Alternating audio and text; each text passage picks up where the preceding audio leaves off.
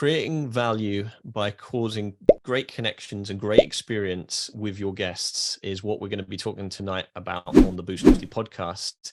And we're going to be doing that with a successful short-term rental host who we're going to ask questions of his business. We're going to find out his story and generally just all the tips that you as a host can learn from tonight. So welcome to the Boostly podcast. If you've not listened to this before, this is the podcast that gives hosts the tools, the tactics, the training, and most importantly, the confidence so you can go out there and get more direct bookings.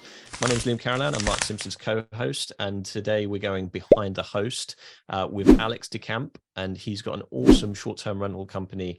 It's based in and around Detroit in the USA. And he's got around about 30 listings, which you can go and check out. His company is called Great Stay, which you can go and check out right now at greatstay.co.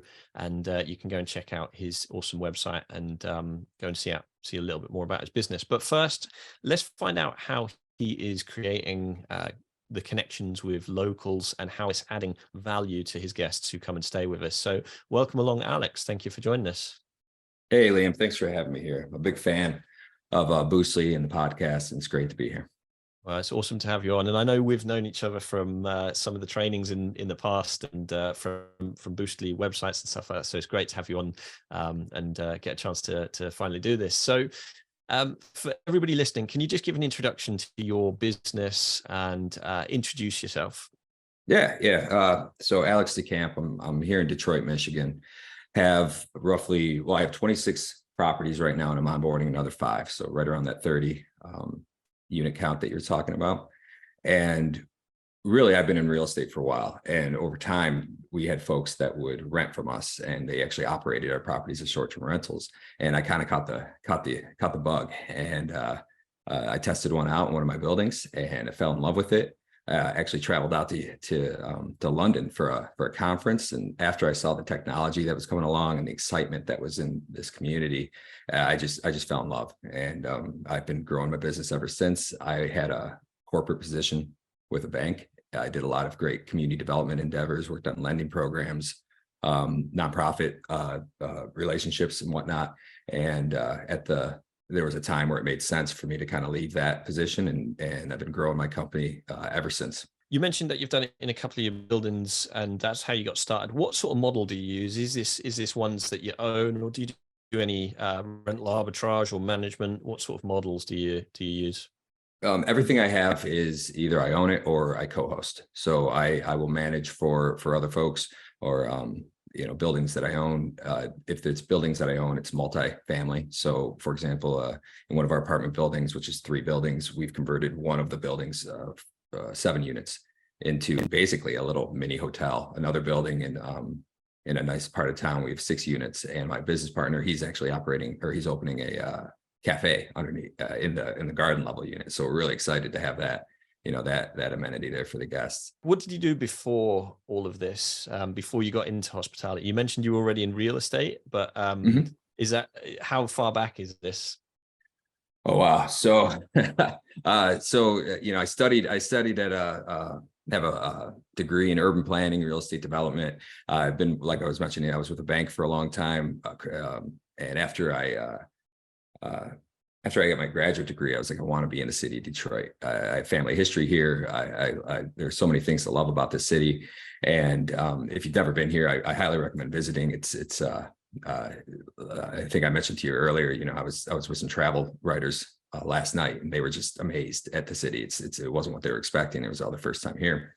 But so I came to the city and I worked on lending programs. My background is lending with financial institutions. And I had an amazing position where I was working with a growing bank, and we worked on lending programs, investment programs. Just basically, we worked with all the groups in the city who were working to improve the infrastructure, improve the amenities, and we kind of did that. But the people that ran the bank, I was close with, and they also knew that I like to develop. So it was great. They gave me the freedom, and I acquired property and I developed property. We have some mixed use buildings where we have restaurants and bars and other retail businesses with apartments above. And that's where some folks started renting from us and turning them into short-term rentals, because they like the fact that we basically built walkable we had walkable buildings where folks wanted to visit. And then from there, this is kind of where this idea grew. When it comes down to these local businesses, talk me through how it's working at the moment and what you're doing, which is pretty special for Great Stays. Yes. Yeah. So one of the advantages, I was very lucky when I was at the bank that I got to work with a lot of small businesses. And when I mentioned, I worked on community projects, but really these small businesses, so many folks that had an idea and needed lending.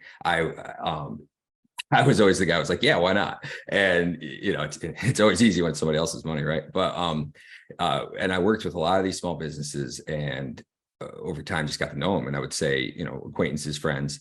And since then, now that I have this business, I know how difficult it can be for small businesses to get customers. And, they're really, when somebody's visiting in town, they don't really know about some of these great places. They'll know about the things that are kind of, maybe downtown or whatnot, but they don't always know, at least the places I really appreciate.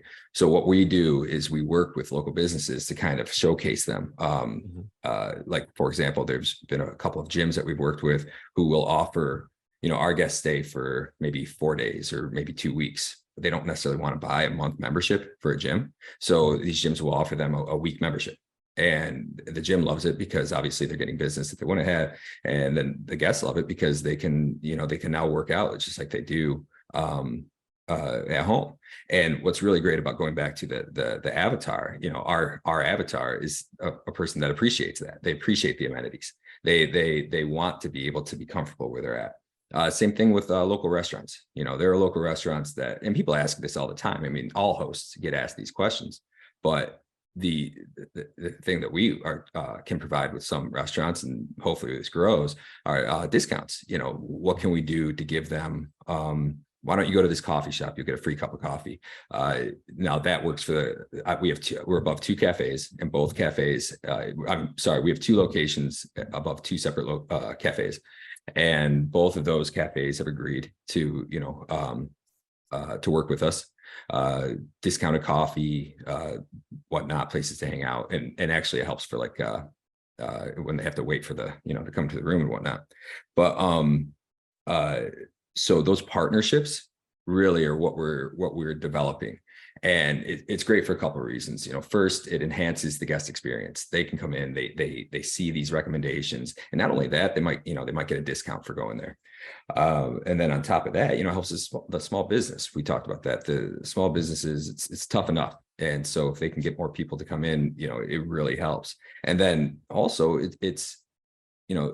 we all know that there can be regulatory restrictions on short-term rentals, and I've worked with like local city council and other policymakers before, and this can showcase, like, look at, we're not just we're not just hosting these folks to make money for ourselves. Like, we're actually trying to impact and invest in the small business community, and like you said, build our own ecosystem.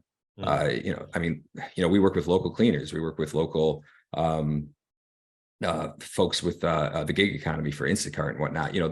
There's one side of it, but then also the guests here. We have this captive audience, and they're looking to eat. They're looking to work out. They're looking to be entertained. What I'd love to know is, how do you showcase these? How do you inform guests of these perks? Like, what is the way that they'd find out about some of these awesome things that you do? So that's all tech. It's my dream is that I will get to the point where I can have a couple hours of uninterrupted work time every morning. And really, the dream is just to wake up earlier and do it. But and so I can work on the tech. And the tech, we work with one software called Enso Connect. Enso Connect has guidebooks. We have links in there where we talk about everything. There's also HostCo, which will actually work with Enso Connect. We're figuring that one out as well. And then my kind of on the ground ops manager, he is He comes from hospitality. He's a general manager of a restaurant. Between him and myself, we just tell people everywhere to go and work with them all the time. They see us a lot.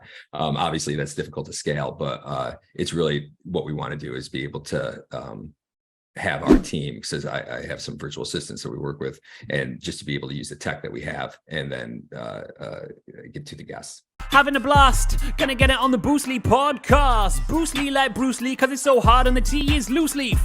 Making up those rhymes, don't write it, just do it loosely.